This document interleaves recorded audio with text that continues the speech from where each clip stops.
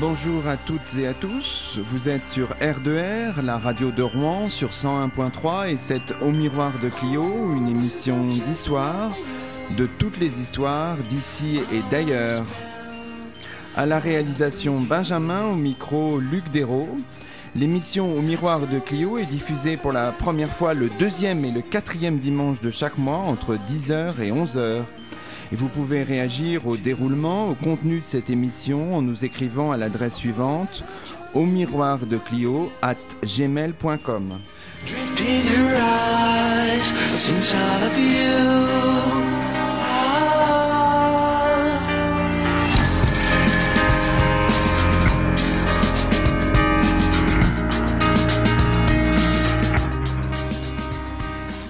Aujourd'hui, pour le 4e numéro d'Au Miroir de Clio, nous abordons l'histoire de la France contemporaine depuis 1981 en compagnie de Ludivine Bantini. Bonjour Ludivine Bantini. Bonjour et merci de votre invitation.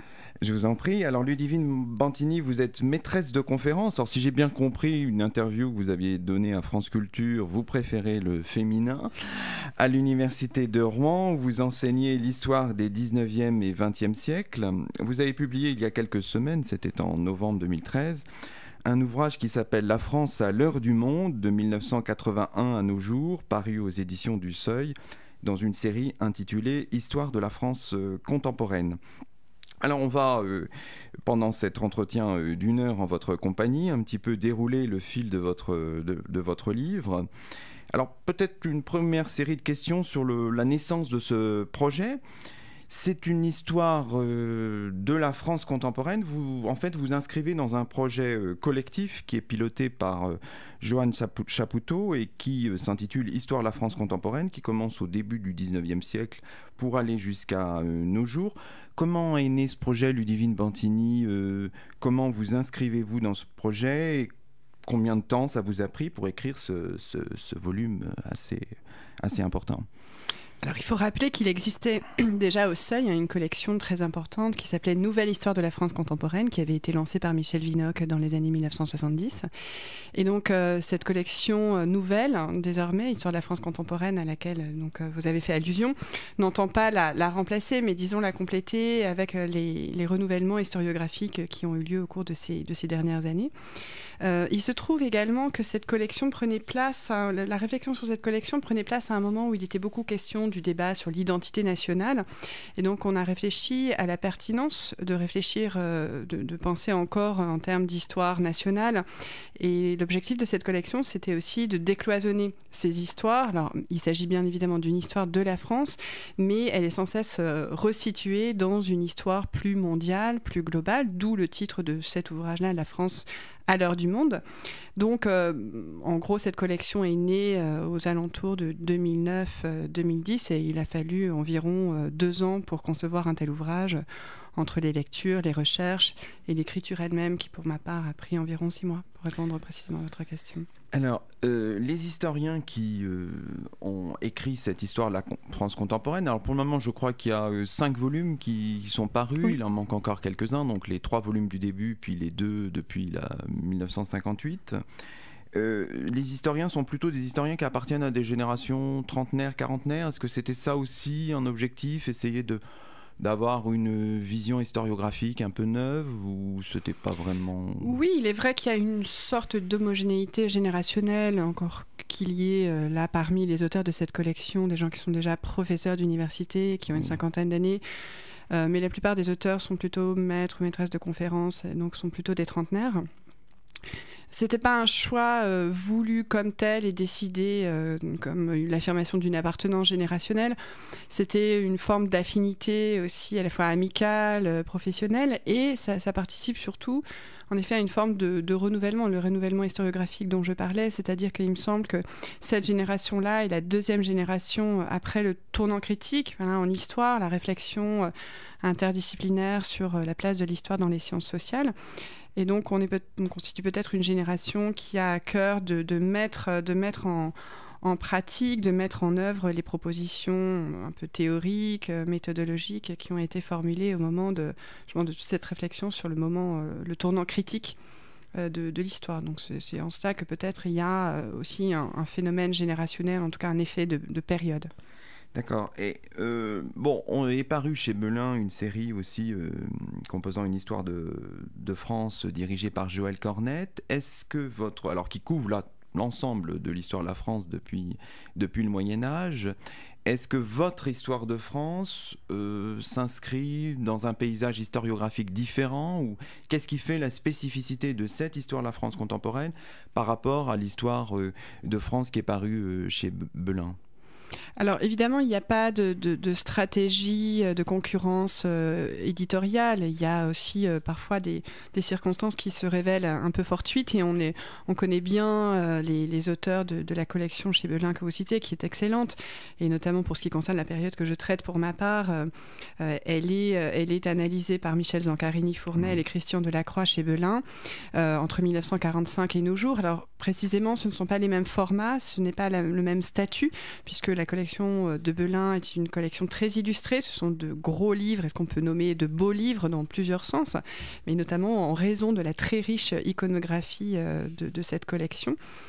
Et dès lors, la place réservée au texte est un peu moins importante. Et tout simplement, ce que Michel Zancarini-Fournel et Christian Delacroix ont à traiter, c'est une période un peu plus vaste que la mienne, dans un format qui est semblable. Donc en fait, il me semble que ce sont peut-être des lectorats un peu différents. Disons que là, il y a des formes de précision ou d'entrée dans certains détails qui ne sont pas toujours présents chez Belin. Mais en revanche, il n'y a absolument pas de clivage historiographique entre les deux collections. Et je pense que dans les deux cas, il y a vraiment un souci de réfléchir à une histoire qui ne serait plus une histoire uniquement faite par le haut, mais qui est vraiment une histoire qui varie les échelles et qui mêle aussi des réflexions interdisciplinaires. Alors, une des caractéristiques quand on regarde ce livre, là pour le moment on tourne autour du sujet, on va rentrer dedans progressivement, mais quand on regarde votre livre, il n'y a pas de notes en fait. L'appareil critique en fait n'est pas présent, si ce n'est sous la forme d'une très abondante bibliographie à la fin, et avec une chronologie qui est tout à fait intéressante à la fin. J'imagine que c'est une contrainte de l'éditeur. Et comment est-ce qu'on fait pour gérer cette contrainte? Est-ce que finalement, ça permet d'avoir une plume plus alerte, plus libérée, ou est-ce que ça vous a pesé dans l'écriture? Moi, j'ai beaucoup aimé, vraiment, très sincèrement, j'ai eu beaucoup de plaisir à écrire ce livre. Ça se lit. Hein.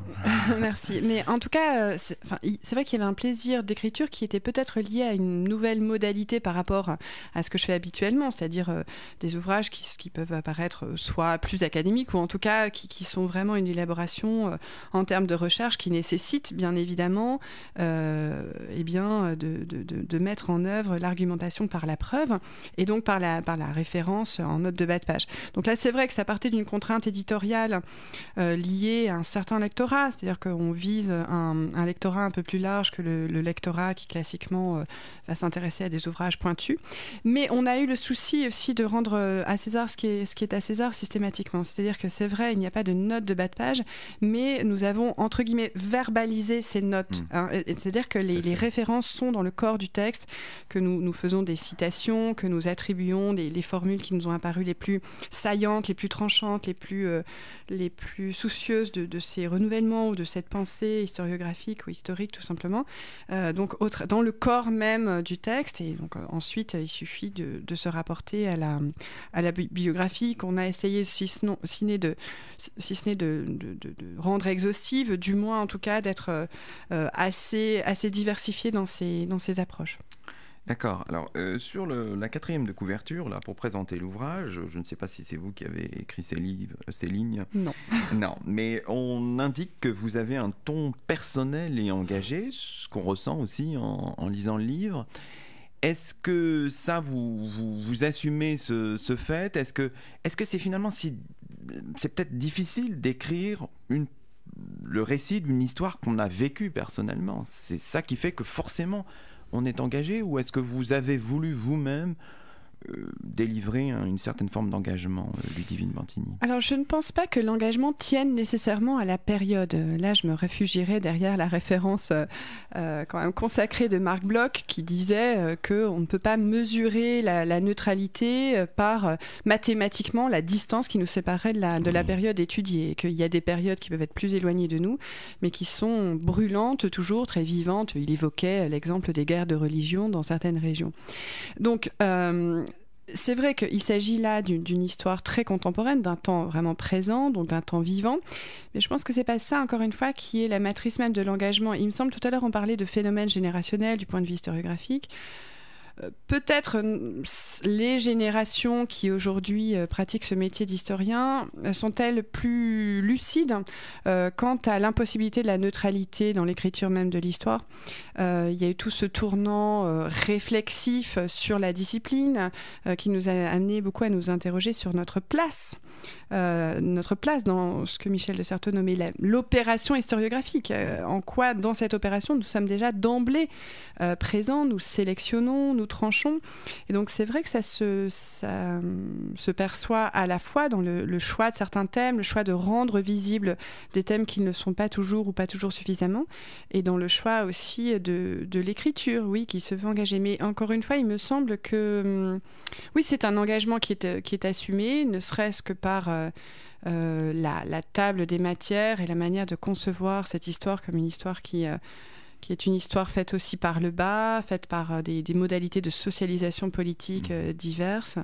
Mais ça ne tient pas spécifiquement à la période. D'accord, oui, oui. Alors, est-ce que vous avez... Alors, je vous évoquais à l'instant la table des matières de votre ouvrage. Alors, votre ouvrage est divisé en quatre parties qui s'intitulent « Politique de crise et crise du politique »,« La France du Nouveau Monde, vivre ensemble avec un point d'interrogation » et « Imaginaire de l'ère planétaire » avec un S à imaginaire.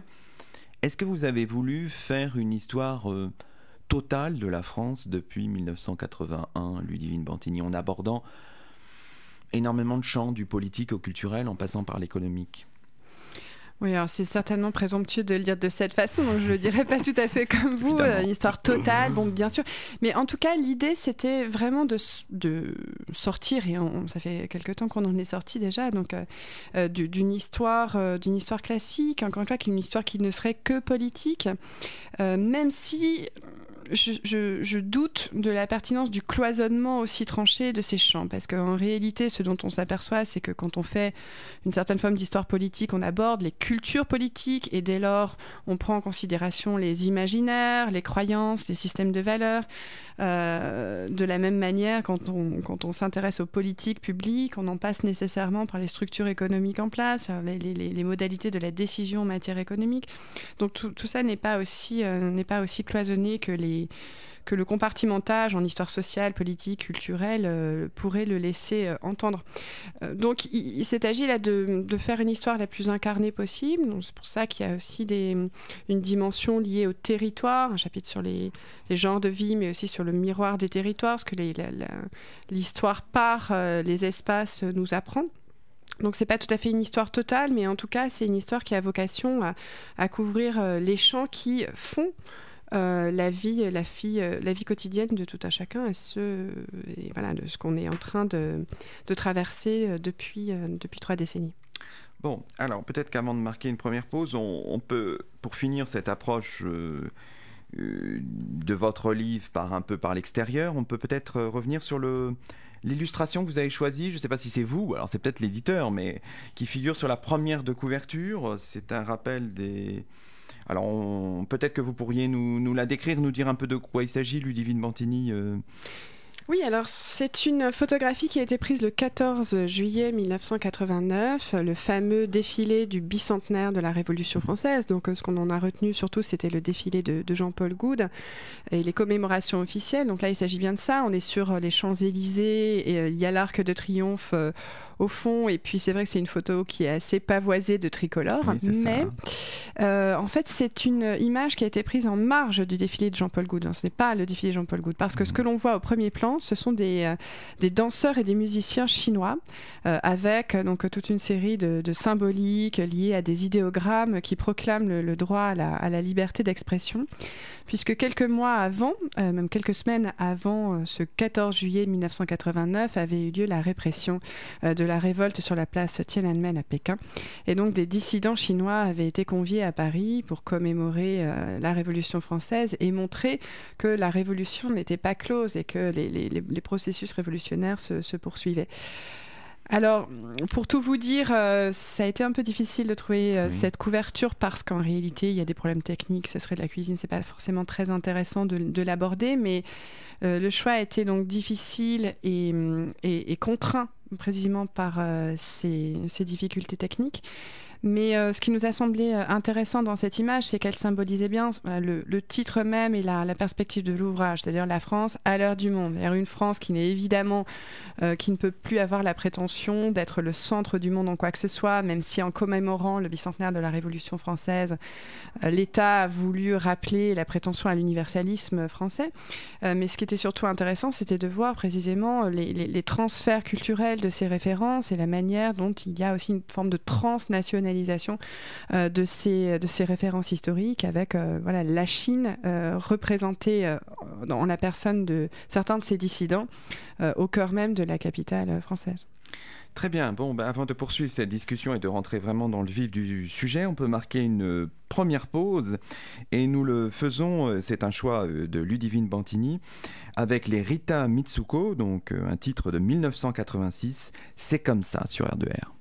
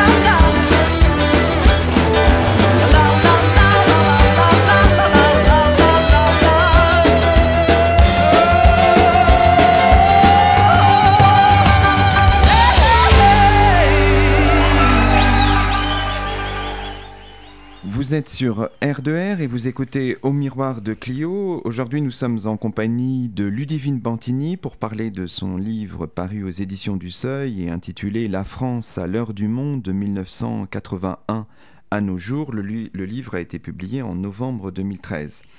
Alors Ludivine Bantigny, nous avons un petit peu parlé de tout ce qu'il y a autour de votre livre. Maintenant, nous allons rentrer vraiment dans le sujet. Alors en fait, votre point de départ, c'est 1981. Donc la rupture, on peut dire qu'il y a vraiment une rupture en 1981 parce que c'est l'arrivée de la gauche au pouvoir, la première fois sous la Ve République, Ludivine Bantigny, ou pour d'autres raisons? En fait, il y a véritablement un tournant au début des années 80 dans plusieurs registres, à plusieurs titres. C'est vrai qu'en apparence, cette chronologie peut apparaître très, très politique. En 1981, comme rupture en effet institutionnelle majeure, c'est la première fois, vous venez de le souligner, que la gauche prend le pouvoir sous la Ve République, qu'elle a la possibilité de s'installer dans la durée. C'est une victoire qui apparaît à l'époque comme une surprise relative, puisque François Mitterrand n'était pas donné gagnant pendant tout un temps dans les sondages. Et donc, il y a une rupture symbolique qui est évidemment incarnée par toutes les mesures sociales et qu'on dirait aujourd'hui sociétales qui sont prises par ce nouveau gouvernement constitué par Pierre Mauroy. Mais plus généralement, le tournant des années 70 et 80 et le début des années 80 marque vraiment une rupture aussi dans d'autres champs, dans d'autres domaines, et que l'on songe en particulier à l'économie et avec les incidences sur le plan social et politique que ces changements peuvent avoir, avec l'apparition progressive, certes, mais d'une forme de néolibéralisme qui vient s'entériner petit à petit. Alors c'est ça. Alors, un des grands mérites de votre livre, je pense, c'est de relativiser d'une certaine manière la rupture économique que pouvait représenter l'arrivée de la gauche, c'est-à-dire du PS et de ses alliés, au pouvoir en 1981. En fait, on a l'impression que si on surplombe toute la période que vous embrassez, on a l'impression que les années 80, 90, 2000 marquent d'une certaine manière le triomphe du néolibéralisme et des marchés. Est-ce qu'on peut le formuler comme ça, Ludivine Bantigny ? Le triomphe, certes, mais un triomphe qui est de plus en plus contesté également. Donc, ce qui est très frappant, c'est qu'il y a un changement assez radical des cultures politiques en lien avec ces modifications économiques. C'est-à-dire que, oui, le marché devient une culture assez communément partagée, une référence, un étalon de valeurs. L'idée qui sera formulée par certains hommes politiques, notamment de la gauche gouvernementale, selon laquelle le marché n'est ni de gauche ni de droite. L'entreprise et la valorisation de l'entreprise ne serait ni de gauche ni de droite. Et ça, c'est vraiment une rupture dans la culture politique de la gauche qui, jusqu'à présent, ne parlait pas en ces termes, mais justement entendait s'opposer à la dictature des marchés, qui voyait l'entreprise comme un monde clivé avec des classes sociales, des appartenances sociales qui s'opposaient. Donc là, il y a véritablement une rupture.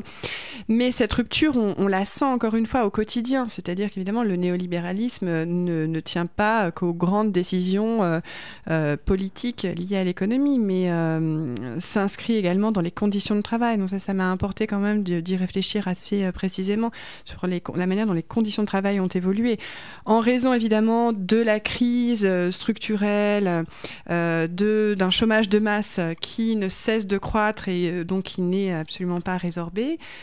S'installe par là même une forme de justification de la précarité. Donc un travail de plus en plus morcelé, de plus en plus flexible, et où le temps du marché prédomine. Le temps du marché prédomine, où on a de nouvelles formes de travail, de rapport au temps de travail qui s'imposent.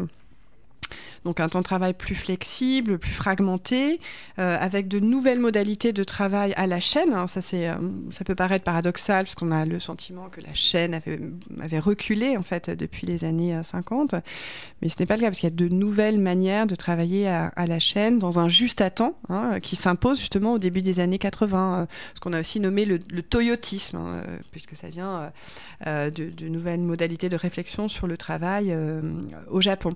Et donc le le temps des marchés, le temps de l'adaptation, une rationalité qui est liée au marché financier, et puis la modification aussi des structures de l'investissement capitalistique. Comment les investissements productifs ont peu à peu cédé le pas à des investissements plus directement financiers qui ont conduit à la constitution de bulles spéculatives, de ces grands marchés financiers et boursiers qui sont devenus hégémoniques au cours de cette période.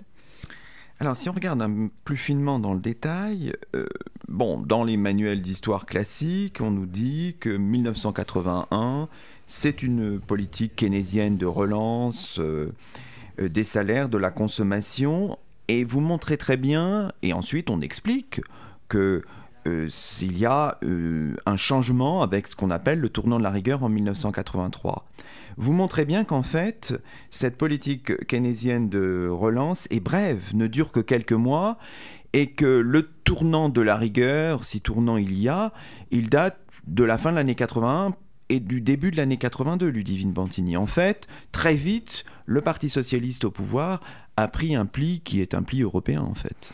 Oui, alors, il faut rappeler que c'est un gouvernement qui est composite, qui est évidemment dominé par le Parti socialiste, mais il y a des ministres communistes. Et c'est un gouvernement qui est d'emblée assez divisé sur la politique à mener, parce qu'il faut le réinscrire aussi dans une politique plus européenne, dans une situation où la plupart des pays, même ceux qui sont gouvernés par des socialistes ou des sociodémocrates comme en Allemagne, ont abandonné la perspective néo-keynésienne au profit d'une politique davantage sociale libérale. Et donc la France, finalement, va se trouver assez vite isolée dans cette politique néo-keynésienne menée à partir de 1981, c'est-à-dire la relance, en effet, par les salaires, la consommation, par la hausse des salaires, la hausse des pensions, des prestations sociales. Et donc, au fond, d'emblée, il y a une division, et puis qui va très rapidement se résorber avec une politique qui fera consensus à partir de la fin 1981 et plus encore de l'année 1982, c'est-à-dire on ne peut pas continuer à mener cette politique parce qu'elle est inflationniste, parce qu'elle est contradictoire avec les exigences du marché européen. François Mitterrand dit explicitement qu'il lui faut choisir entre la construction européenne et la justice sociale. Et on voit bien que dans cette formule qu'il y a bien une tension ici, qui conduit donc à ces décisions de procéder à une relance non plus par les salaires, mais par les investissements dans l'industrie, dans les entreprises. Donc il faut, selon le gouvernement PSPC, en fait, relancer l'économie française en aidant les entreprises à retrouver des marges de manœuvre dans la compétition exacerbée qui est celle qui s'installe avec la mondialisation. C'est pas un phénomène nouveau, la mondialisation, mais c'est un phénomène qui ne cesse de s'accentuer. Et donc, il y a tout un discours dont on parlait rapidement tout à l'heure sur l'entreprise, y compris les entreprises nationalisées au cours de cette période, aux vocations à être des entreprises qui font bien sûr du profit, qui doivent être rentables dans la logique de compétition internationale. Donc c'est vrai qu'on a parlé de rigueur à partir de 1983, c'est Jacques Delors notamment qui pose le mot, mais ce mot commence déjà à circuler dans les sphères du pouvoir dès l'année 1982. Et en réalité, on peut considérer que 1983, c'est une manière d'entériner la politique qui est menée depuis environ 1 an et demi, puisqu'il y a déjà eu un premier plan de rigueur en 1982, il y a eu la désindexation des salaires par rapport au prix, et donc des dévaluations, une politique qui va être de plus en plus appelée la désinflation compétitive. Voilà. Donc, c'est vrai que le tournant n'existe pas véritablement. Il est symbolique.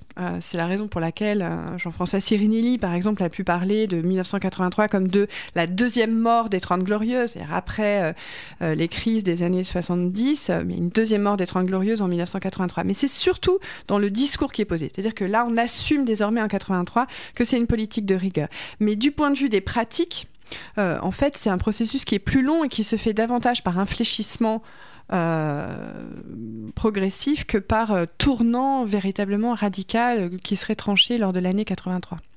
Est-ce que ça veut dire qu'à partir de là, du point de vue économique, je dis bien du point de vue économique, il n'y a pas de différence fondamentale entre ce que peut faire le RPR, ce que peuvent faire le RPR et l'UDF entre 86 et 88, puis entre 93 et 97, et ce que fait le PS, Ludivine Bantigny. Alors, il y a quand même des différences, et on le voit bien dans les années 80, à partir du moment où la droite revient au pouvoir lors de la première cohabitation entre 1986 et 1988, la première décision qui est prise consiste quand même dans les privatisations des secteurs qui avaient été nationalisés quelques années auparavant par la gauche. Mais ce qui est frappant, c'est qu'ensuite, lorsque, à son tour, en 1988, au travers du gouvernement de Michel Rocard, la gauche revient au pouvoir, elle ne résilie pas, elle ne remet pas en cause, elle ne récuse pas les mesures de privatisation qui ont été prises par son prédécesseur Jacques Chirac.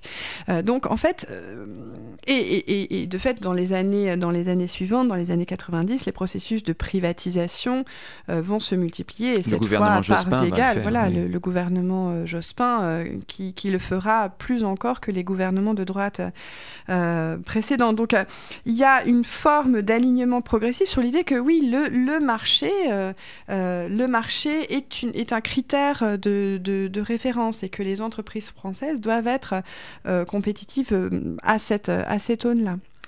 Alors, est-ce que, justement, projetons-nous un petit peu dans l'actualité la plus récente. On a parlé, mais sans doute à tort, les journalistes n'ont pas la profondeur que vous avez de l'histoire. On a parlé de rupture avec les vœux du président Hollande et sa conférence de presse d'il y a quelques jours, et on a dit qu'il assumait enfin une forme de tournant. On a parlé même de social-libéralisme. Est-ce que, en fait, tout ça n'est pas beaucoup plus ancien, Ludivine Bantigny ? Oui, mais la notion de social-libéralisme, en fait, apparaît véritablement à propos de la gauche en France, parce que dans d'autres pays européens, c'était déjà le cas auparavant, mais dans les années 1990, et notamment sous Jospin, même si Lionel Jospin se défend d'être social-libéral, mais dans la pratique politique, telle que notamment on l'évoquait au travers des privatisations, il y a bien cette idée qu'on entérine le libéralisme et qu'on entérine le fait que la logique est celle de la rentabilité et de la compétitivité des entreprises. Mais il est certain qu'il y a une cohérence politique qui peut se dessiner au travers de ces 3 dernières décennies à partir des années 80. Bon, j'ai notamment trouvé un texte écrit par François Hollande en 1985 qui invite à l'apologie de la patience et qui fait le bilan des premières années des gouvernements de gauche. Donc gouvernement de Pierre Mauroy puis de Laurent Fabius, qui explique bien, qui met en avant des critères pour mesurer l'efficacité de la politique menée, qui n'étaient pas jusqu'à présent les critères de la gauche, qui sont les critères justement de la rentabilité des entreprises, de la monnaie, c'est une monnaie forte désormais, le franc, l'inflation est maîtrisée, la balance commerciale est positive, et la bourse est florissante. On parlait tout à l'heure de changement dans les cultures politiques, en tout cas dans les valeurs ou dans les références. Là, il y a bien un tournant, et on voit qu'il se prend progressivement dans les années 80. Et à cet égard, on comprend mieux, je pense, avec ce recul et cette mise en perspective, que il n'y a pas véritablement de tournant dans ce qu'annonce François Hollande. Il y a une forme d'accentuation quand il dit qu'il faut absolument aider les entreprises à encore une fois, préserver leur capital de compétitivité, donc notamment en matière de politique fiscale, entre autres. C'est à partir justement des années 80 et 90 que la gauche se met à parler de charges sociales, là où il était question auparavant de cotisation dans un système de redistribution généralisée de la part sociale des salaires.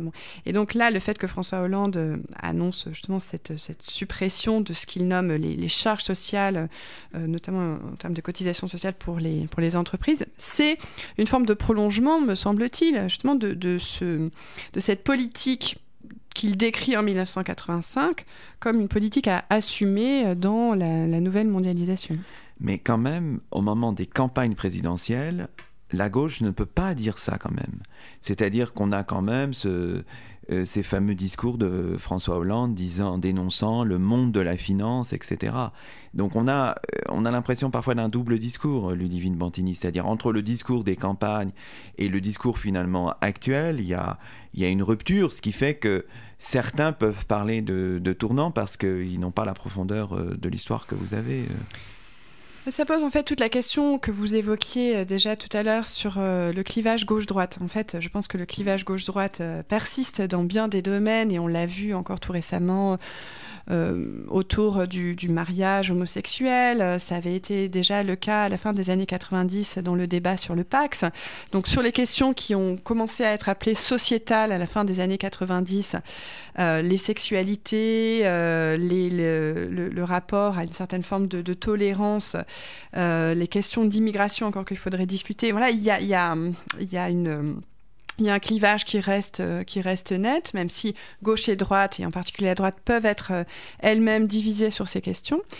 En revanche, dans le domaine des politiques économiques, c'est vrai qu'il y a une forme de convergence et qui s'est manifestée aussi tout simplement par l'ouverture, le fait qu'il soit désormais possible que des socialistes et non des moindres entrent dans un gouvernement Fillon sous une présidence de Nicolas Sarkozy, a témoigné aussi, comme en Allemagne en témoignent les grandes coalitions, témoignent de ces formes de rapprochement, de consensus sur les politiques économique à mener. Donc, de ce point de vue, il y a quand même une forme de discours général qu'on entend et qui fait qu'il n'y a pas véritablement de tournant à cet égard.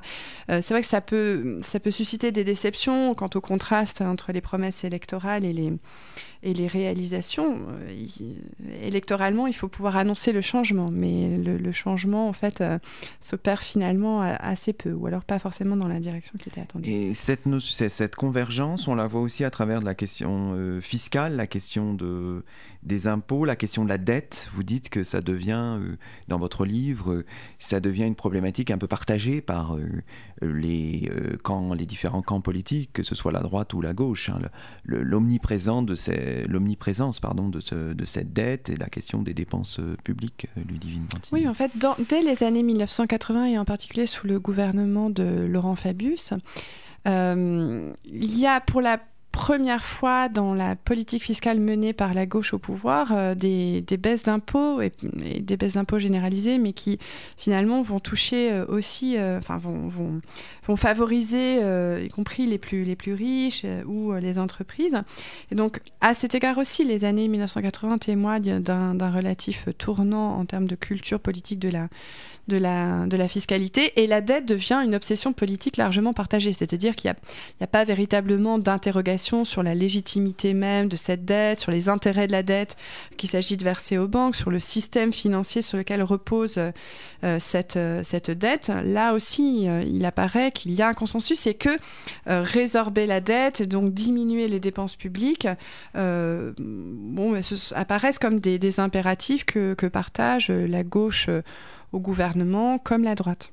Et là, le contexte européen est très important, quoi. Il y a évidemment le traité de Maastricht, les critères de convergence, le traité de Lisbonne ensuite, après l'échec du traité établissant une constitution pour l'Europe en 2005. Ludivine. Oui, c'est-à-dire qu'en fait, évidemment, ce n'est pas uniquement la construction européenne qui déterminerait, qui exigerait ce type de politique, parce que bien sûr, la construction européenne se mène en plein accord avec les gouvernements nationaux qui composent aussi les différentes instances, et notamment la Commission. Donc, il y a en fait, c'est un consensus qui s'établit, mais il est certain que les contraintes liées à ces différents traités que vous évoquez, et à partir du traité de Maastricht, sont fortes, et que c'est souvent le motif avancé par les hommes et les femmes politiques au pouvoir pour justifier les politiques menées. Oui, on a toujours l'impression que l'Europe est un peu un bouc émissaire, alors que l'Europe, c'est bien celle que nous fabriquons aussi, nous, et nous en sommes partie prenante. La France, je veux dire le gouvernement français. Mais oui, la faute est toujours rejetée sur l'Europe, où les contraintes sont toujours dites venant de l'Europe, vue comme une espèce de technostructure. Oui, c'est ça, ce qu'elle n'est pas uniquement, en tout cas. C'est-à-dire qu'il y a bien des modalités de pouvoir partagées, et encore une fois, les différents gouvernements européens sont représentés dans les instances mêmes. Donc en aucun cas, l'Europe ne peut être considérée comme une instance qui serait purement et simplement supranationale et qui imposerait ses volontés aux dirigeants des gouvernements nationaux. Il y a plus de circulation dans les décisions politiques, le consensus politique même. Très bien. Eh bien, écoutez, nous marquons peut-être une deuxième pause musicale avec Le bal de la zone, un titre de ZEP, Zone d'expression populaire, un titre récent, puisqu'il date de 2012.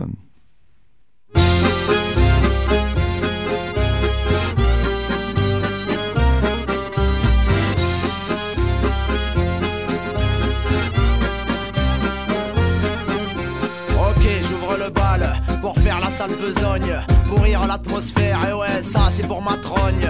Si t'adhères pas, je m'en tamponne, tes règles, je m'en cogne. Laisse-moi le microphone, que je dégueulasse, que je postillonne. La rage dans les narines, indignation dans la poitrine, colère sous les canines, ulcère dans les latrines, baragouine, sibylline, dans leurs talons une épine. Parole clandestine, illégitime, et je m'obstine. Welcome, bienvenue dans mon baloche foireux, l'antre des affreux, des cutéreux, des petits merdeux. Ici on pense, on soigne nos balafres, nos cicatrices. On exulte, on exorcise, on se galvanise entre complices. Elle est à nous cette rue qui bouillonne. Elle est à nous cette rage qui résonne.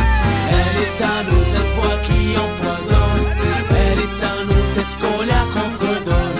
Elle est à nous cette rue qui bouillonne. Elle est à nous cette rage qui résonne. Elle est à nous cette voix qui empoisonne.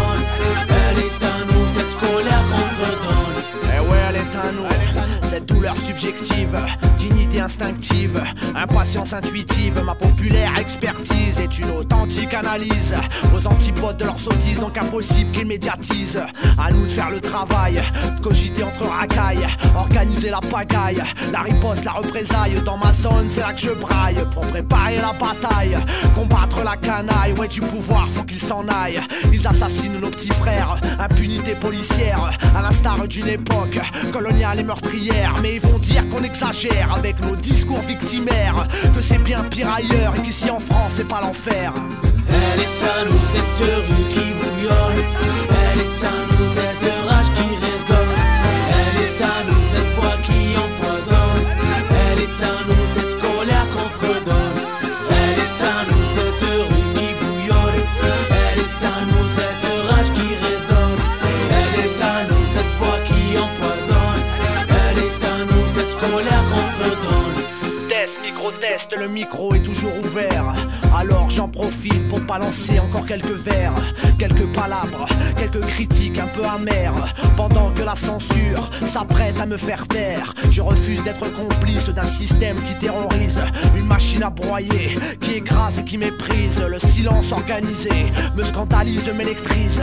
Mon rôle est de grogner pendant que d'autres l'arbinisent. Mais j'éviterai de me salir, de me souiller les cordes vocales en citant quelques noms de vendus à l'odeur fécale, d'artistes à 2 balles, subventionnés jusqu'à la moelle. Muselage radical, plutôt me jeter dans le canal. Si tu cherchais la kermesse, tu t'es trompé d'adresse. Bienséance et politesse, ici n'ont pas bonne presse. Mais si le mégaphone t'intéresse à en devenir aphone, je te donne rendez-vous dans le bal de la zone. Elle est à nous cette rue qui bouillonne. Elle est à nous cette rage qui résonne. Elle est à nous cette voix qui empoisonne. Elle est à nous cette colère qu'on redonne. Elle est à nous cette rue qui bouillonne. Elle est à nous cette rage qui résonne. Elle est à nous cette voix qui empoisonne. Elle est à nous cette colère qu'on redonne. نحب نشوفك بالزنقة كي تمشي، لا رش في العين والدمزة بيان سيري. رجال ونسوان المسكين والسفري، نرميو برا قاع جماعة لي بوري. Elle est à nous cette rue qui bouillonne. Elle est à nous cette rage qui résonne. Elle est à nous cette voix qui empoisonne. Elle est à nous cette colère qu'on redonne. C'était ZEP sur R2R 101.3 et nous sommes toujours en compagnie de Ludivine Bantini pour évoquer son livre La France à l'heure du monde de 1981 à nos jours, un ouvrage qui est paru en novembre 2013 aux éditions du Seuil dans la collection Histoire de la France contemporaine. Alors évoquons, si vous le voulez bien, Ludivine Bantini, la fabrication du politique, comment se fabrique le politique pendant cette période, une période du point de vue strictement institutionnel, une période un peu complexe finalement, parce qu'il y a à la fois l'alternance de 1981 et puis le début de quelque chose de nouveau qui était peut-être un peu effrayant et qui finalement s'est vécu de manière relativement pacifique, qu'on appelle la cohabitation en 86, puis de nouveau en 93 et de nouveau encore en 97. Oui, alors sans doute tout ce que l'on vient d'évoquer sur les modifications de culture politique, sur les consensus relatifs du point de vue économique, peuvent-ils expliquer que la cohabitation, les différentes cohabitations se déroulent aussi bien ? C'est-à-dire que au fond, ce sont des alternances, mais sans véritable alternative. C'est-à-dire qu'il y a des formes de continuité entre les différents gouvernements, même si, on l'a dit également, il y a toujours des clivages importants sur certaines questions qui font débat et qui suscitent des contestations, des manifestations. Mais on assiste à une succession finalement relativement harmonieuse à la fois des alternances elles-mêmes et puis des cohabitations. Alors justement, un des marqueurs d'opposition, ce sont les questions sociétales, comme vous dites. Alors on l'a vu notamment à l'occasion du Pax à la fin des années 1990, et on l'a revu tout récemment. Alors c'était qu'en filigrane dans votre livre, puisque il paraissait à ce moment-là, à l'occasion du mariage pour tous, Ludivine Bantini. Là, le clivage, il est fort entre la droite et la gauche, de gouvernement, enfin. Oui, même si, encore une fois, la droite a été relativement divisée, qu'il faut sans doute distinguer la dimension un peu politicienne de posture d'opposition à un gouvernement de gauche, pour le déstabiliser dans certaines franges de la droite.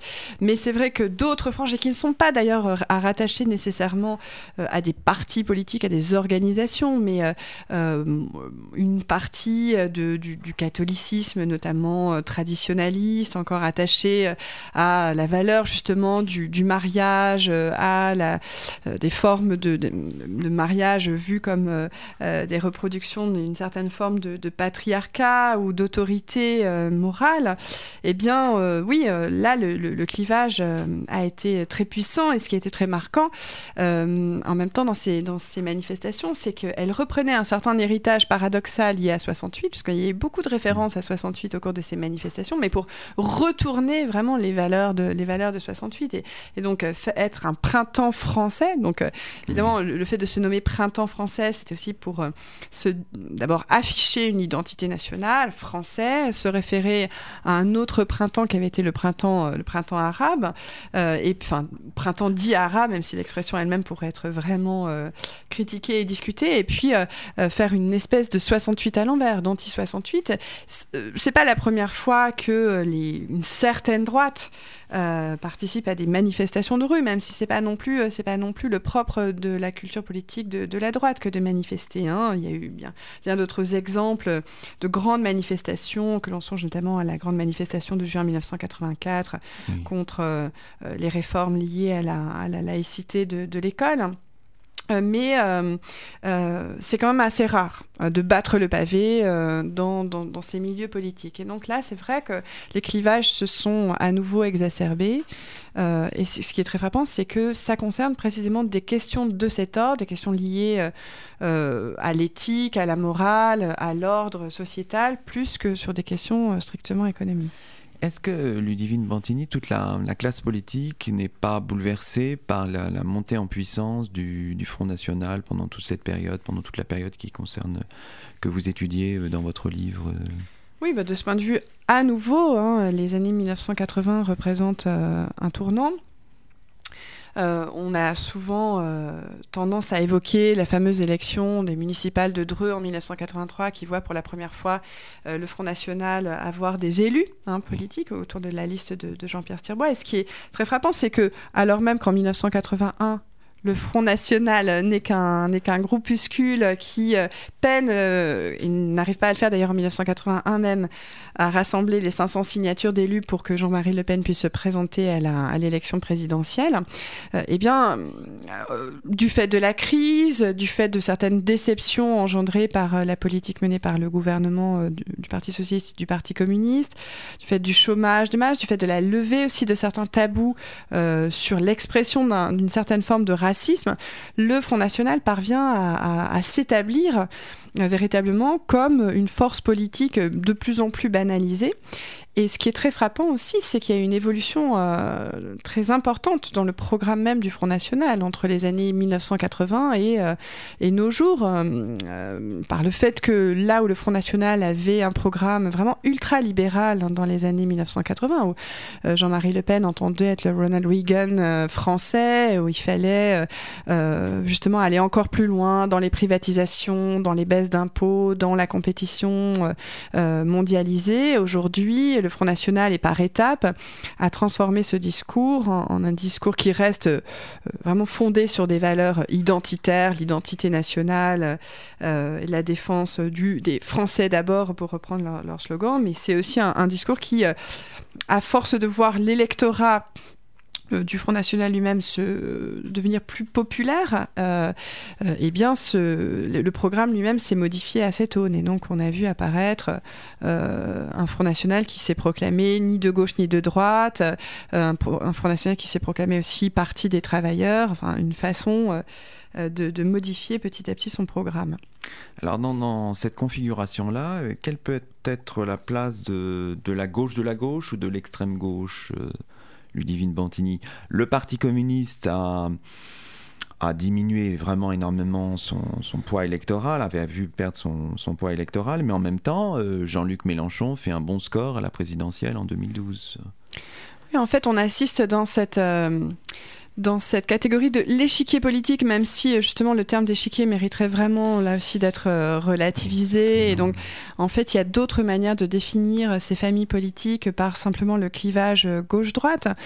Disons que Jean-Luc Mélenchon représente peut-être justement une forme de retour à une volonté d'appliquer des politiques assez néo-keynésiennes, réformistes, c'est-à-dire qui veut employer d'autres manières de relancer l'économie, donc un peu comme avait voulu le faire le Parti socialiste en 1981. Et puis face et avec ou à côté de cet anti-libéralisme réformiste et avec un souci de retour au keynésianisme, il y a aussi une autre gauche radicale, souvent appelée extrême gauche, qui elle s'affirme plus fermement dans un anti-capitalisme. C'est encore différent, me semble-t-il. C'est une manière d'affirmer que le capitalisme ne se réforme pas véritablement et que si on veut penser une société alternative, alors il faut sortir de ce système économique. Bon, c'est le discours qui s'entend dans la gauche radicale, même si il est plus ou moins audible, et la période n'est pas, en l'occurrence, n'est pas très propice à l'expression d'un tel programme. Et dans cette configuration-là, la place des Verts, quelle est-elle? Parti qui s'appelle aujourd'hui Europe Écologie Les Verts. On a bien compris en lisant votre livre que les Verts, c'était un courant qui se voulait au départ ni de gauche ni de droite, qui s'est ancré dans la gauche. Et aujourd'hui, maintenant qu'il est représenté au gouvernement, on a l'impression que la situation des Verts est un peu difficile, un peu délicate à gérer pour eux. Oui, mais je pense que c'est un parti qui est lui-même très, très divisé, en fait, qui est très déchiré, qui subit aussi des tensions internes par la force des choses, comme ça avait été le cas lorsque Dominique Voynet avait été ministre dans le gouvernement de Lionel Jospin. C'est-à-dire que là, on avait senti déjà dans son parti des tensions liées à la politique menée. Donc, c'est vrai qu'on observe des contrastes entre le programme politique des Verts, qui est fermement ancré dans une défense environnementale, et puis les pratiques gouvernementales telles que peuvent l'entériner les ministres, ne serait-ce que par la participation même à ce gouvernement. Donc on l'a bien vu évidemment avec toute la polémique, le débat, et bien plus que le débat, mais vraiment la lutte qui s'est menée autour de l'aéroport de Notre-Dame-des-Landes, parce que Notre-Dame-des-Landes a été justement le grand symbole d'un clivage, et qui, y compris à traverser les Verts, mais à partir du moment où le gouvernement de Jean-Marc Ayrault entérinait la construction de cet aéroport, il ne pouvait que susciter ces clivages et les tensions qui se sont manifestées à nouveau, notamment chez les Verts. Alors, l'un des intérêts de votre livre, Ludivine Bantigny, c'est aussi de chercher le politique ailleurs qu'au niveau institutionnel, évidemment. Alors, vous parlez notamment des humoristes, des intellectuels.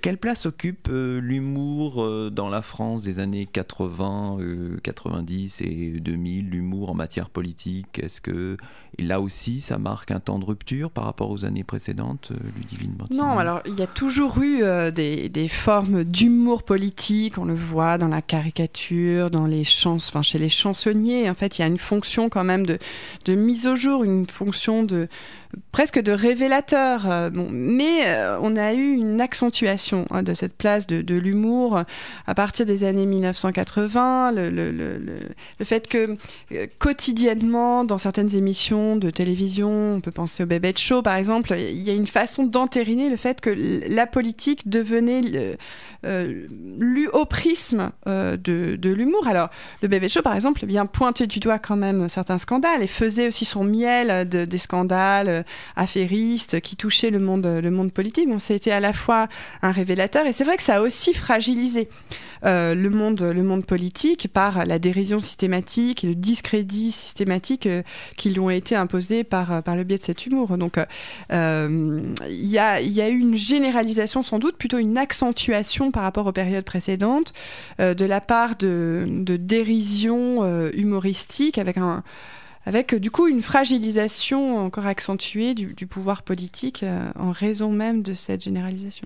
Et est-ce que ce qu'on appelle la pipolisation, que vous évoquez aussi un petit peu dans votre livre, participe aussi de cette fragilisation du politique? Alors là, on vient d'en avoir quelques exemples tout récemment, Ludivine Bantini. Oui, ça c'est une relative nouveauté. En tout cas, là aussi, on peut vraiment parler d'une accentuation très forte. Une forme de mise en scène du pouvoir avec la volonté de certains hommes et femmes politiques de se rendre plus accessible, mais tout simplement aussi le lien avec les technologies qui se sont multipliées, qui font qu'on est sans cesse dans une mise en image, dans une mise en scène. Le philosophe Michael Fussell dit qu'il n'y a plus de hors-champ en politique. Tout est en permanence dans le champ. Il y a eu une part d'usage, voire d'instrumentalisation du personnel politique à cet égard, mais il y a aussi des effets boomerang qui sont évidents et qui contribuent, parmi bien d'autres facteurs, à cette fragilisation progressive du monde politique en tant que classe politique. Bon, malheureusement, on a le terme de l'émission approche, on n'a pas le temps d'évoquer vraiment toutes les questions qui sont posées dans votre quatrième partie tout à fait passionnante sur la nouvelle place des femmes, sur les féminismes d'aujourd'hui. Sur les imaginaires qui se construisent dans le cinéma, dans la littérature, dans le théâtre, mais peut-être quand même une question qui me semble importante. Toute cette période est marquée, vous dites, dans les dernières pages de votre livre, ou dans quelques-unes des pages de votre livre, par une précarisation des conditions de travail. C'est quelque chose de très important, ça, cette période marquée par des difficultés dans le monde du travail, la fin des certitudes dans ce domaine. Oui, la fin des certitudes qui est peut-être le grand axe de la période, mais en particulier dans le monde du travail où le temps est de plus en plus fragmenté, le temps de travail, aussi bien au quotidien qu'à l'échelle des existences, est de plus en plus segmenté, haché, et de nouvelles pathologies du travail sont nées à cet égard. Le fait de se sentir de plus en plus stressé, l'apparition de certains mots dans le dictionnaire, surbooké en 2008, burn-out 2 ans plus tard, etc. C'est aussi le signe qu'il y a de nouvelles souffrances au travail qui sont liées à la précarité et à l'incertitude qui se généralise et que vous évoquez à l'instant. Très bien, écoutez, on vous remercie beaucoup Ludivine Bantini d'avoir participé à cette émission. Alors je rappelle le titre de votre livre, La France à l'heure du monde, de 1981 à nos jours, dans la série Histoire de la France contemporaine des éditions du Seuil. L'ouvrage est paru il y a quelques semaines et il est disponible dans toutes les bonnes librairies. Nous vous remercions Ludivine Bantini et aux auditeurs, nous disons à bientôt pour une nouvelle diffusion d'Au Miroir de Clio. Dans 15 jours, Au Miroir de Clio revient, c'est le dimanche de 10h à 11h. À très bientôt sur R2R. Since I love you